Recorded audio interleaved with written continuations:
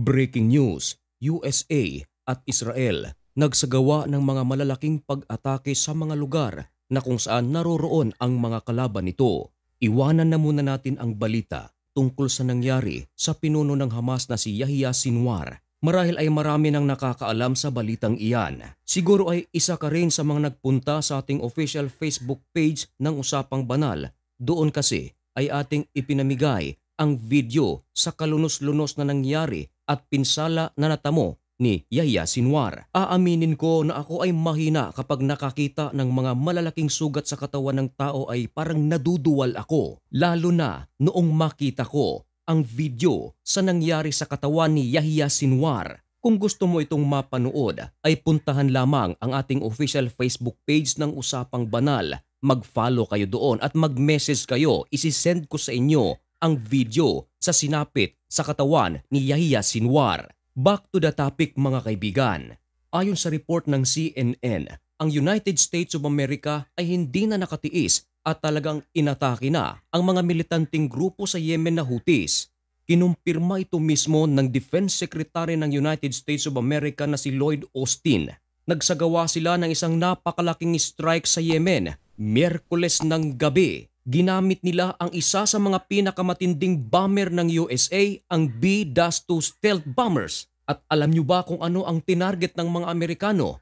Tinarget nila ang 5 underground ng Houthis na kung saan dito itinatago ang mga armas ng mga militanteng grupong ito. Ayon sa Amerika, dito itinatago ng Houthis ang kanilang mga advanced na mga armas at ginagamit nila ito pang-atake sa mga military at mga civilian vessels na dumadaan sa Gulf of Aden at sa Red Sea. Ang tanong, ano naman kaya ang mga nangyari sa mga underground na ito? Kinumpirma mismo ng United States of America, ayon sa kanila, kahit gaano pa man kalalim ang mga tunnels o undergrounds na ito, hindi raw nito nakayanan ang klase ng bomba na ginamit ng Amerika. Wasak na wasak ang underground na ito.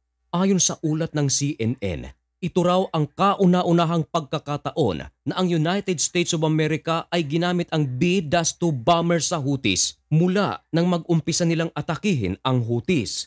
Kumbaga, noong unang atake ng US, hindi nila ito ginamit at mga ordinaryong missiles lamang ang ginamit nila, pero malaki pa rin ang pinsala na naitamo nito. Kaya ayon kay Lloyd Austin, napakalaki ng damage na naisagawa dahil ginamit nila ang B-2 bomber at higit na mas malakas kaysa sa una nilang ginawang pag-atake sa Houthis. Ayon kay Lloyd Austin, ang kanilang ginawang pag-atake ay nagmula mismo sa utos ng Pangulo nila na si Joe Biden. Ito ang sinabi ng Amerika mga kaibigan, quote and quote, "We will continue to make clear to the Houthis that there will be consequences for their illegal and reckless attacks." Pero gumante ang Houthis mga kaibigan, gumante ng isang masakit na salita.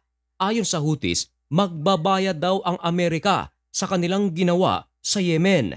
Ito ang sabi ni Nasruddin Amir. Siya ay Deputy Head of the Media Office for the Houthis. Samantala, habang nagsagawa ng pag-atake ang United States of America sa Houthis ng Yemen, ang Israel naman nagsagawa ng 2 pag-atake.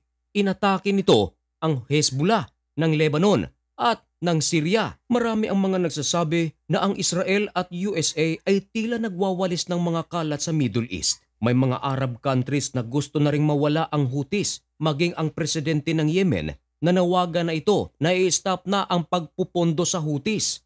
Ayon sa report ng Arab News, ang Israel ay nagsagawa ng isang napakalaking strike sa Syria, sa Latakia. Nagsanhi ito ng napakalaking sunog sa naturang lugar. Kinumpirma ito ng state media. Ayon sa ulat, ang lugar sa Syria na kung saan nagsagawa ng pag-atake ang Israel, dito nagtatago ang maraming mga militanteng grupo na sinusuportahan pa rin ng Iran. Halos magkasabay naman ng oras ang isinagawang pag-atake ng Israel sa Syria at ng pag-atake ng US sa Houthis. At ito pa, maliban sa isinagawang pag-atake ng Israel sa Syria, ibinalita ng AP na ang Israel ay umatake sa Lebanon. Ayon sa ulat, kumitil ito ng 27 katao. Ayon sa ulat, kasama ring nasawi ang isang mayor sa isang syudad sa Lebanon. Pero ayon sa ulat ng Israeli military, bago raw sila magsagawa ng pag-atake sa lugar na ito, mayroon na silang isinagawang naunang pag-atake sa southern town of Cana. At dahil sa pag-ataking ito, malaki ang pinsala na naidulot sa naturang lugar sa Cana at meron ding 15 katao ang kumpirmadong nasawi. Ayon sa ulat, maraming mga high-rise building ang wasak na wasak. Dagdag pa ng Israel, tinarget nila itong si Jalal Mustafa Hariri. Ayon sa Israel, ang taong ito ay Hezbollah commander at in charge sa Cana area. Ayon naman sa ulat ng Tri-State, maliban sa mga lugar na ito, marami din palang inatake ang Israel na mga tunnels ng Hezbollah. Magkaparehas lang daw ng estilo itong Hamas at Hezbollah. Meron silang mga tunnels at karamihan dito sila nagtatago upang i-safety ang kanilang mga sarili at iba nilang mga armas. Ang mga tunnels na sinasabi ng Israel ay malapit lang daw sa kanilang border at lubha raw itong delikado dahil itinataboy nga ng Israel ang mga sundalo ng Hezbollah maraming kilometro mula sa mga borders nito. Pero tila lumalapit ito dahil sa mga tunnels. Meron ding mga napaulat na may mga tunnels ang Hezbollah na pasok na mismo sa kalupaan ng Israel.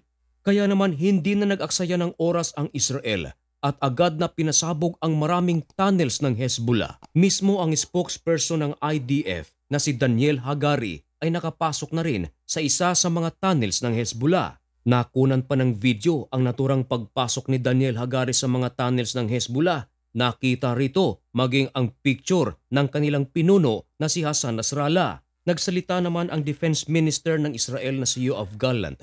Ayon sa kanya, dahil sa kanilang sunod-sunod na ginawang operation sa Lebanon, pahina ng pahina na raw ang Hezbollah. Meron din daw silang mga nahuli na mga Hezbollah members. Nabahala naman ang United States of America dahil sa ginawang pag-atake ng Israel sa Lebanon. Agad daw na tumawag ang Estados Unidos sa Israel. Aware naman daw sila na aatake ang Israel sa Lebanon.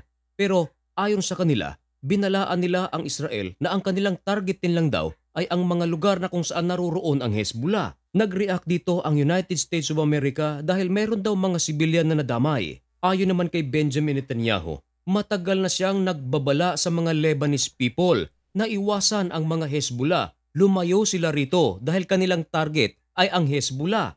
Ang Hezbollah kasi ay nagkakampo sa mga lugar na kung saan maraming mga tao tulad na lang ng Southern Beirut at dito sa Dahiye. Isa raw itong residential area at commercial area pa. Kaya maraming mga tao dito. Kaya ayon kay Benjamin Netanyahu, sila na nga mismo ang nanawagan sa mga Lebanese people na mag-evacuate sila. Ayon sa Israel, marami daw silang mga paraan na ginawa upang mabalaan ang mga Lebanese civilian na lisanin ang naturang lugar. Dagdag pa ng Israel, meron silang mga mensahe na ipinakalat sa social media na platform na tinatawag na X. Meron ding mga message mismo na natatanggap ang mga Lebanese civilians sa kanilang mga cellphone. Sa ngayon ay patuloy pa ang isinasagawang operasyon ng Israel sa Lebanon at maging sa Gaza. Samantala ayon sa Israel, magpapadala raw sila ng karagdagang mga military sa Gaza upang makontrol ang lugar mula sa presensya ng mga Hamas.